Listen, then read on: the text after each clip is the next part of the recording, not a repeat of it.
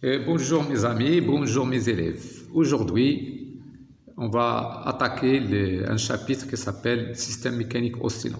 Ce chapitre-là, il est destiné pour les élèves niveau baccalauréat, sciences physiques et sciences maths. C'est un chapitre très important. Pourquoi? Parce que ça pose problème pour les élèves après le bac, d'accord? Et dans ce chapitre-là, on verra le pendule simple, d'accord? Il s'agit d'une masselotte qui est attachée à un fil. Et on verra aussi le pendule pesant, d'accord? Donc, c'est-à-dire, on va remplacer le fil par quelque chose qui possède une masse. D'où la nomenclature pendule pesant. C'est-à-dire, il possède une poids. Donc, pour le pendule pesant, il faut tenir compte du poids de la barre dans laquelle est attachée la masselotte. Par la suite, on verra le système solide ressort, donc ça s'appelle pendule élastique. Et après, on verra le pendule de torsion. Donc, le pendule de torsion, c'est quoi? Il s'agit d'un fil dans lequel on va attacher une barre. Lorsqu'on va faire tourner la barre, bien sûr, la masse, il va revenir en arrière.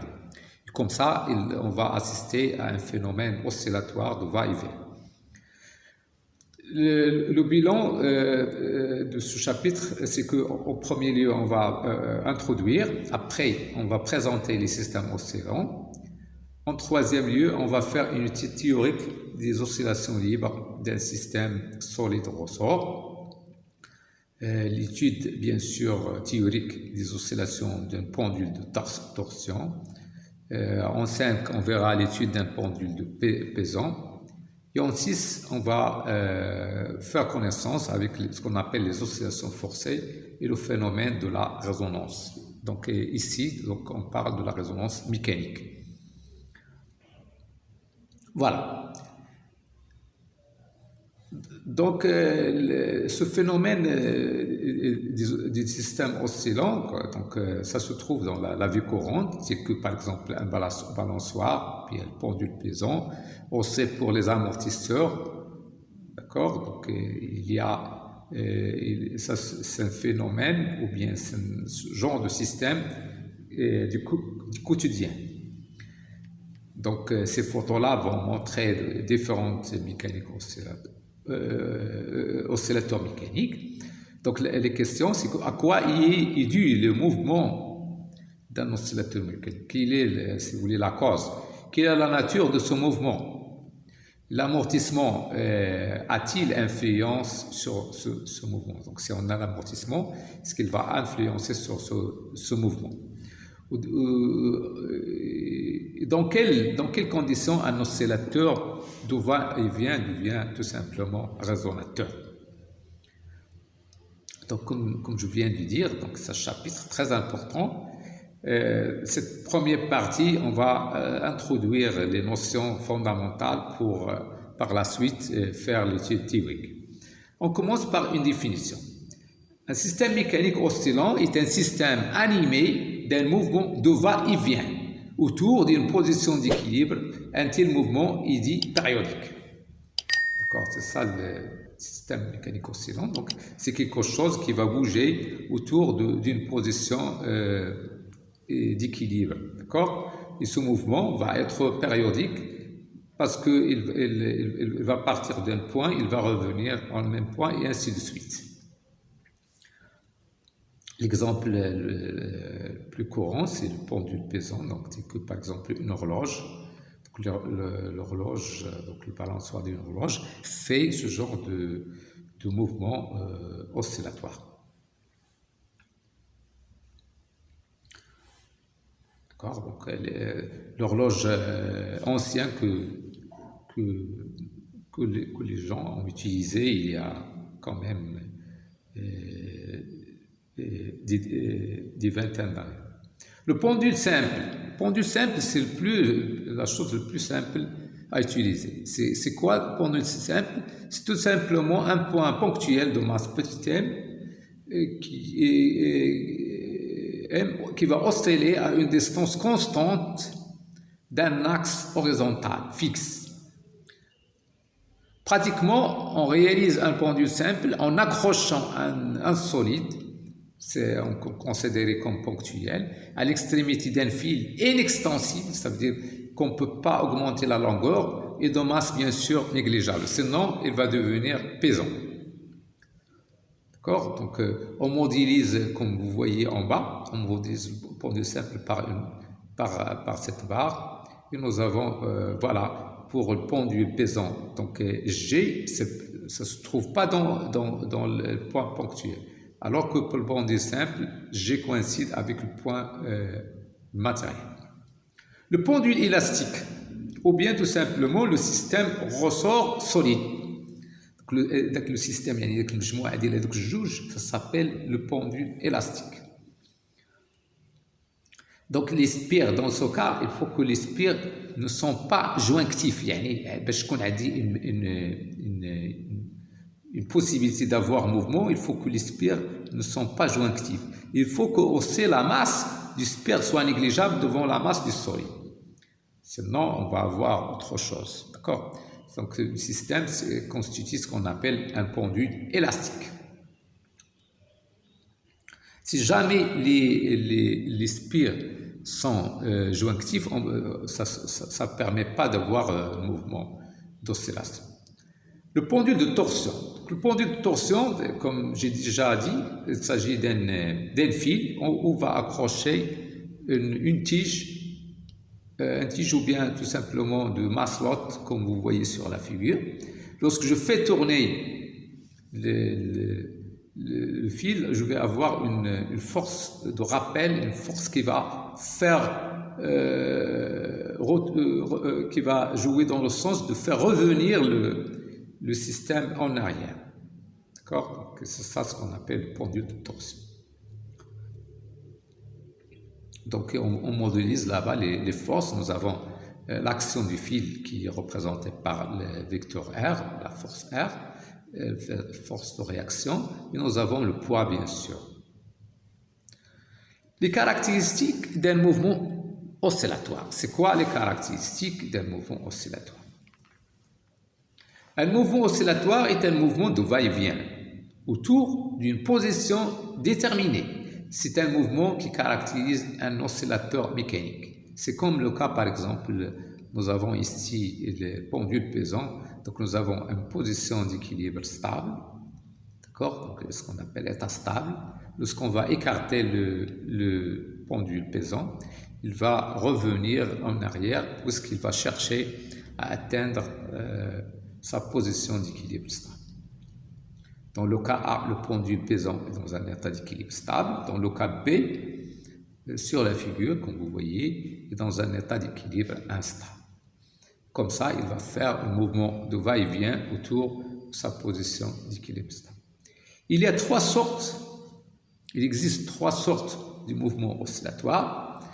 Un mouvement oscillatoire libre, c'est un mouvement effectué par un oscillateur mécanique sans aucun apport d'énergie du milieu extérieur. يعني واحد الموفمون اللي libre بحال قلتي مثلا chute libre. Lorsqu'on jette une part, il sera soumis uniquement à son poids. Donc la force dit libre. Ici, la même chose, au mouvement oscillatoire libre, il n'y a pas d'apport extérieur d'énergie, donc le système oscille tout seul. Les oscillations libres d'un système ne peuvent se produire qu'autour de la position d'équilibre stable. On ne peut pas avoir des oscillations libres autour de positions instables. Donc, il faut que ça soit autour des positions d'équilibre stable. Le mouvement oscillatoire est dit amorti. Dans ce cas, nous avons des forces de frottement et on va assister à ce que le système va revenir de petit à petit à sa position d'équilibre stable. C'est ça ce que s'appelle amortissement. Ça veut dire que la chose qu'on verra par la suite, l'amplitude va diminuer au cours du temps. Mouvement oscillatoire entretenu. C'est qu'on veut avoir, on veut que le mouvement reste indéfiniment. Donc, lorsqu'un système extérieur, donc on doit forcément, puisqu'il y a toujours l'amortissement, parce que toujours il y a des frottements, donc pour entretenir notre mouvement, il faut qu'il y ait un apport extérieur d'énergie. Donc, il faut qu'il y ait un autre système qui va fournir de l'énergie nécessaire pour éviter les amortissements. Par exemple, le cas d'une lame vibrante, donc le mouvement sera entretenu par un électroaimant. Nous avons une sorte d'aimant qui change de sens, ça veut dire change de pôle, et comme ça, il va entretenir le mouvement du lame. Mouvement oscillatoire forcé. C'est quand un système extérieur appelé excitateur, le système il va exciter, impose la période des oscillations parce qu'on le force. C'est comme en électricité, nous avons un générateur qui va imposer la période. C'est le cas ici. Forcé, forcé. L'amplitude du mouvement d'un oscillateur libre et non amorti est la valeur maximale qu'il prend la grande physique associée à l'oscillateur. Par exemple, lorsqu'il tourne, lorsqu'il est en rotation, donc nous avons θm, ça s'appelle la θ max, c'est la grandeur physique qui reflète l'amplitude du mouvement. Si nous avons un mouvement rectiligne, donc xm, donc c'est x, puisque nous avons un mouvement rectiligne, donc on va prendre comme amplitude xm, et c'est la valeur maximale positive que la grandeur physique associée à l'oscillateur va avoir. Pour une vision, comme je viens de dire, donc la grandeur c'est θ, on va noter l'amplitude θm. Pour l'oscillateur élastique xm. Voilà.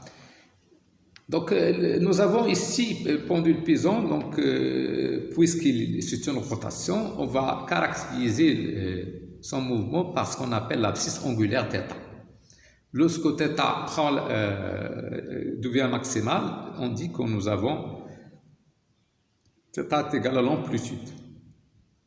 Donc le mouvement de va-et-vient va avoir parfois moins θm et parfois plus θm. Donc il va osciller autour de ces deux valeurs extrêmes. Le pendule élastique. Donc nous avons un ressort et une masselotte attachée au ressort. Donc tout d'abord, on va avoir un état d'équilibre et lorsqu'on va écarter la masselotte la masse de cet état d'équilibre, donc on va avoir des oscillations autour des positions d'équilibre. Parfois, on va avoir xm, parfois on va voir moins xm. Xm, c'est l'amplitude. Donc, xm, ça caractérise, si vous voulez, l'abscisse rectiligne pour le mouvement rectiligne de l'oscillateur élastique. On caractérise aussi le mouvement oscillatoire par ce qu'on appelle la période. Donc, la période, c'est quoi? C'est toujours pour un oscillateur libre qui est non amorti. C'est la durée séparée entre deux passages consécutifs de l'oscillateur par sa position d'équilibre stable et dans le même sens. L'unité, puisque c'est un temps, dans le système international, ça va être la seconde, il sera noté S. Par exemple, ici, comme un petit exercice d'application, la mesure de la durée de 10 oscillations, nous avons 10 oscillations de 14 secondes, donc dans ce cas, la période, ça va être 14 divisé par 10, c'est-à-dire 1,4 secondes. Donc la durée, c'est 10 fois t, qui est égal à 14, donc t est égal à tout simplement 14 divisé par 10, qui est 1,4 secondes. Et par la suite, on verra que la période elle est reliée à ce qu'on appelle la fréquence, telle que la fréquence est égale à 1 sur t. L'amortissement, Donc, phénomène d'amortissement. Donc, pour cela, on va faire des petites expériences. Regardez, donc, on va écarter un oscillateur mécanique de sa position d'équilibre stable et on va l'abandonner sans vitesse initiale. Puisqu'il y a toujours, bien sûr, les frottements, donc, au cours du temps, on va voir que leur amplitude va diminuer d'une manière progressive, que l'oscillateur finit par s'arrêter à sa position d'équilibre. On dit que les oscillations s'amortissent progressivement. L'oscillateur est amorti. Ce phénomène d'amortissement est dû à une dissipation d'énergie. On a des frottements, on a des forces qui vont dissiper d'énergie. Donc, c'est-à-dire que la cause, c'est qu'il y a dissipation d'énergie.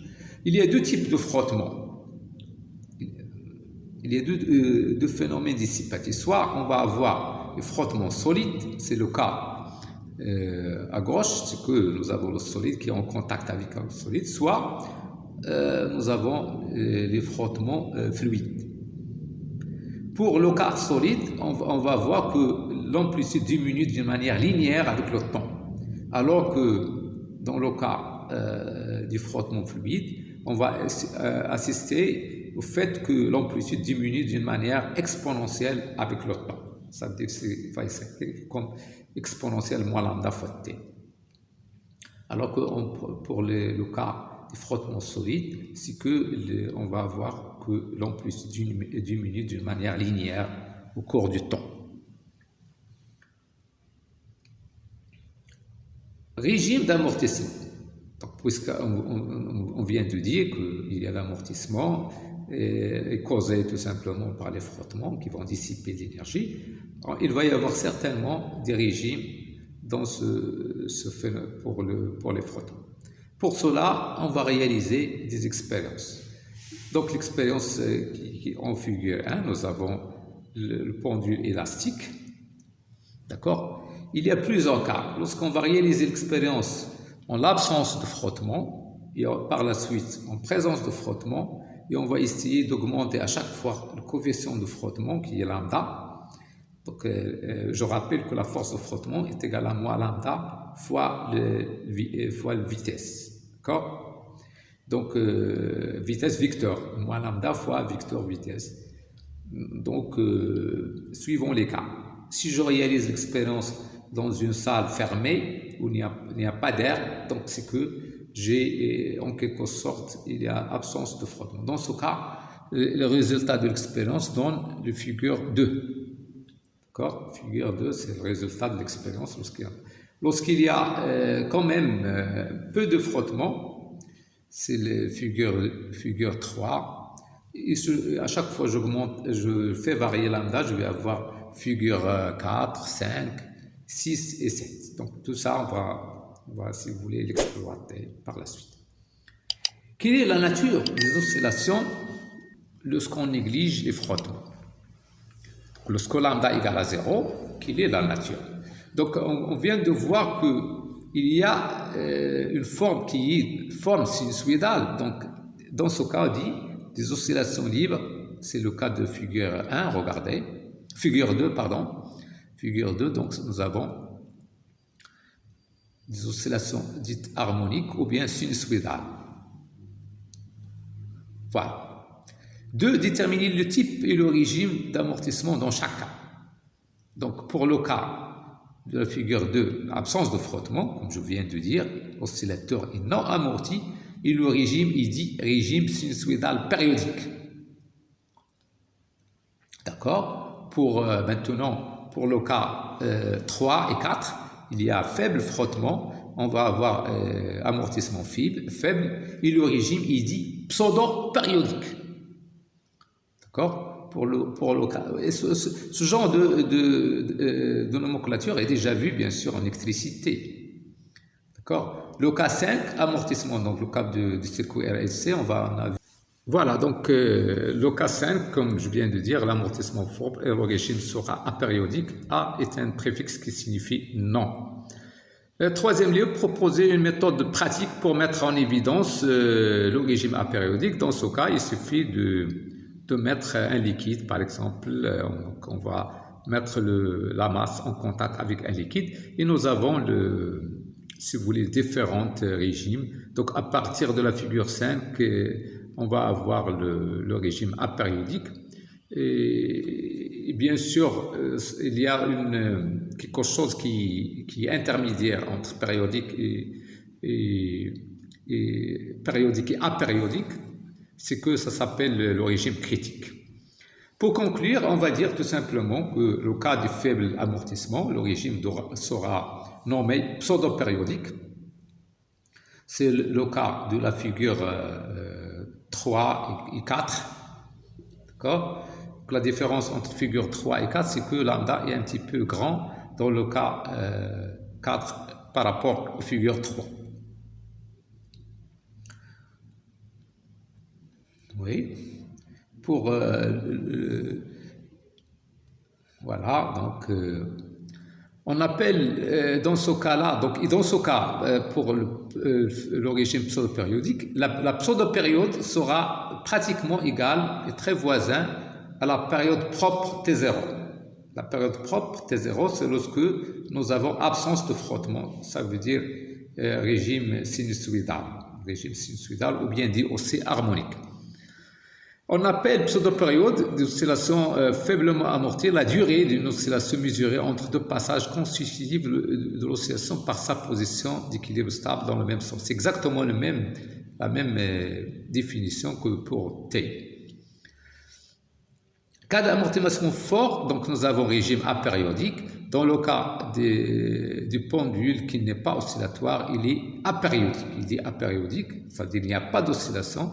Selon l'importance d'amortissement, on distingue bien sûr 3 cas. Régime sous-critique, dans ce cas, l'oscillateur effectue une seule oscillation avant qu'elle s'arrête, c'est la figure 5.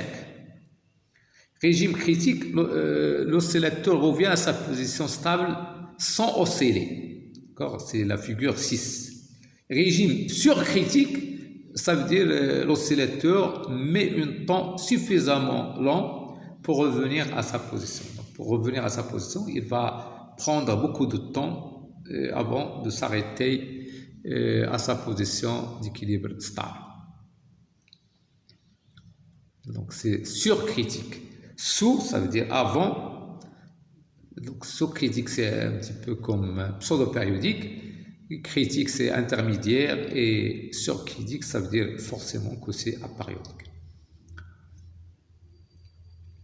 Voilà, ce sont les régimes qu'il faut retenir, et bien sûr, pour le cas des systèmes oscillants. Ce sont des notions très importantes qui vont nous aider à comprendre la suite. C'est que la suite, on va faire que la théorie, on va faire l'étude théorique. D'accord. Donc, tout à l'heure, j'ai dit qu'il faut distinguer entre frottement solide et frottement fluide. Pour le cas de frottement solide, comme vous pouvez constater, θ diminue d'une manière linéaire, d'accord. Donc, sur la figure, donc ça se voit que c'est d'une manière linéaire. Alors que pour les frottements fluides, la diminution sera faite d'une manière exponentielle, d'accord. C'est pas comme pour le solide, donc il diminue, donc θ diminue avec le temps d'une manière exponentielle. Ici, sur la figure comme vous voyez, il s'agit, donc en regardant, puisque θ diminue d'une manière linéaire, donc il s'agit de frottement solide. Donc merci de votre attention, encouragez-nous et par la suite on verra la partie théorique. Merci, au revoir.